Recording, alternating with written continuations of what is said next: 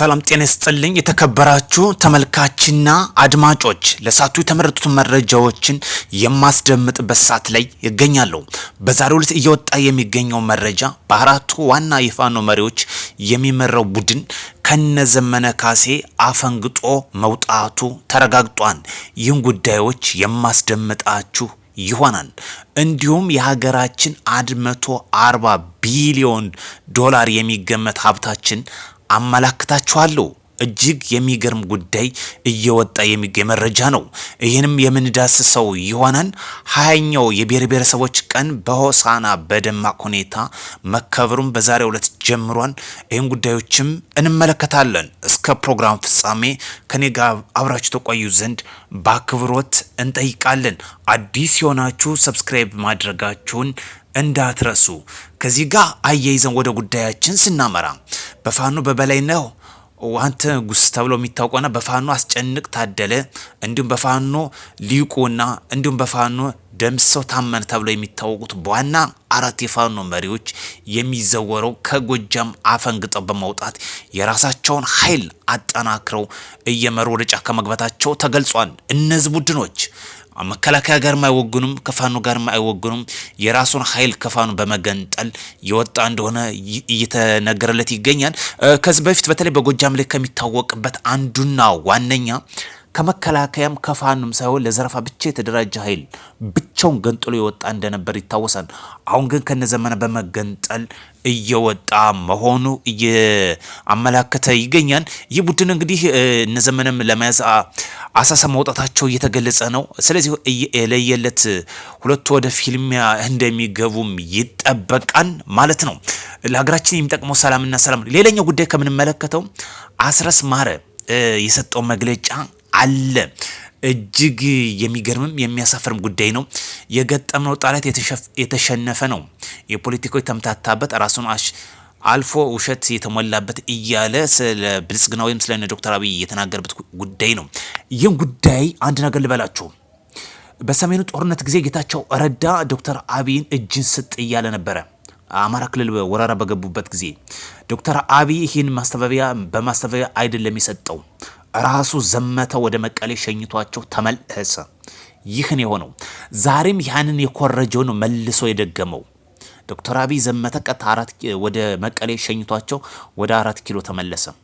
ዛሬ ደግሞ ያን የኮረጀውን ማስረሻ አስረስ ማረ እየደገመው ይገኛል ማለት ነው። ስለዚህ ማስተባበያ መስጠቱ አይጠቅምም። 4 ኪሎ የፈረሰ መንግስት ነው፣ የተሸነፈ መንግስት ነው። እነ ጌታቸው ረዳ ሲሰሩበት የነበረው የቆየ ፖለቲካ ጉዳይ ነው። ዛሬም በርካታ ታጣቂዎች መስጠታቸው እንደቀጠለ አንተ የምትሰጠው ማስተባበያ በዚህ ብትረዳው መልካም ይሆናል እንላለን። ለሀገራችን ብሎም ለክልላችን የሚጠቅመው ሰላምና ሰላም ብቻ ነው።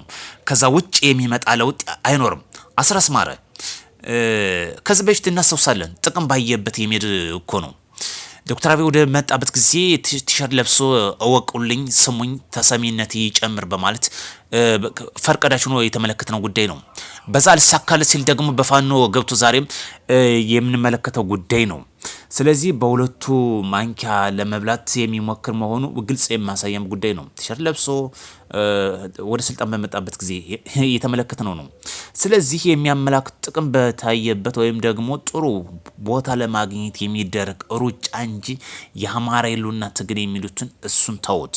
ማስተባበያ ከመስጠት ቢቆጠቡ መልካም ነው እንላለን።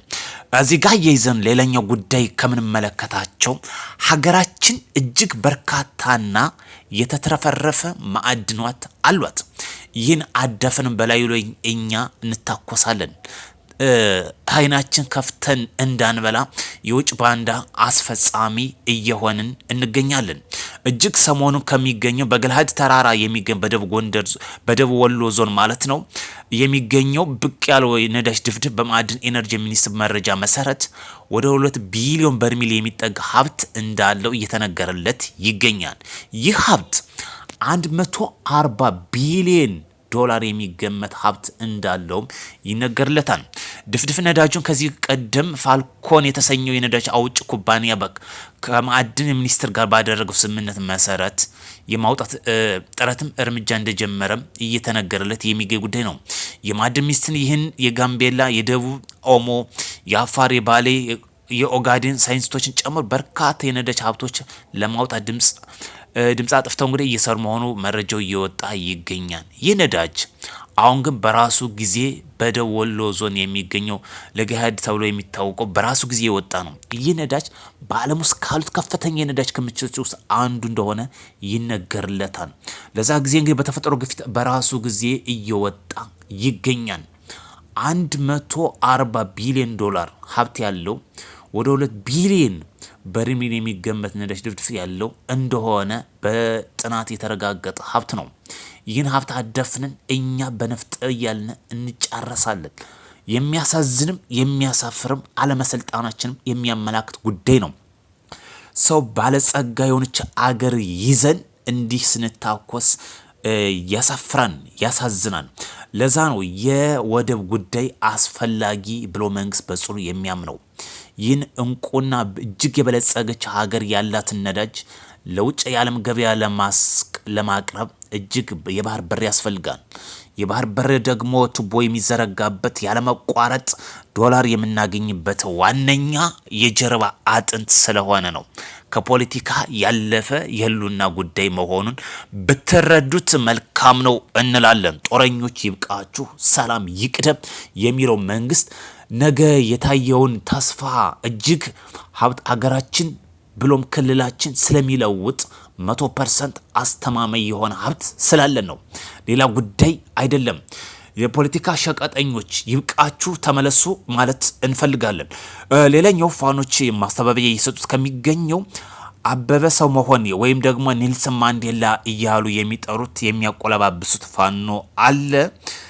ይህን የሰጡበት ስያሜ ወይም የማቆለባበስ ስም በርካቶች አሁን ወደ ሰላም በር እየተጓዙ ስለሆነ ይህ ሰውንም እንዳያጡት ስጋት ውስጥ ስለደቀነባቸው መሆኑ አንዱ አመላካች ጉዳይ ነው። ምክንያቱም አበበ መልኬ እጅግ ከሚወዱትም ከሚያደንቁትም ከሚያሞካሹትም አንዱ ነበር።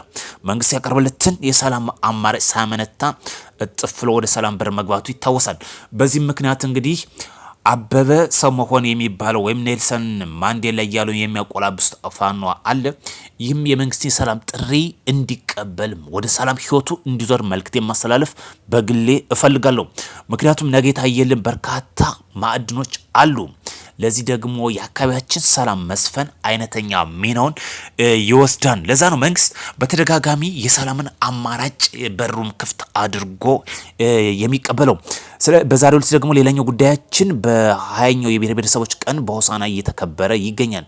ከዚህ ውስጥ አንዱ የሁሉን የብሔር ብሔረሰቦችን ባህልና ወግ መሰረት የሚገለጽበት በመሆኑ በዚህ ልንኮራ ይገባናል። ልዩነታችን በመርሳት አብሮነታችን የሚገለጽበት አንዱ ባህላችን እሴታችን እንደሆነ ይነገርለታል። መልካም በዓል እንዲሆን እመኛለሁ። ወደ ቻናል ቤተሰብ ተከታታዮች ሰብስክራይብ፣ ላይክ፣ ሼር ማድረጋችሁን እንዳትረሱ። በሌላ መረጃ ተመልሰን እስክንገናኝ መልካም ቀን እንዲሆንላችሁ ከወዲሁ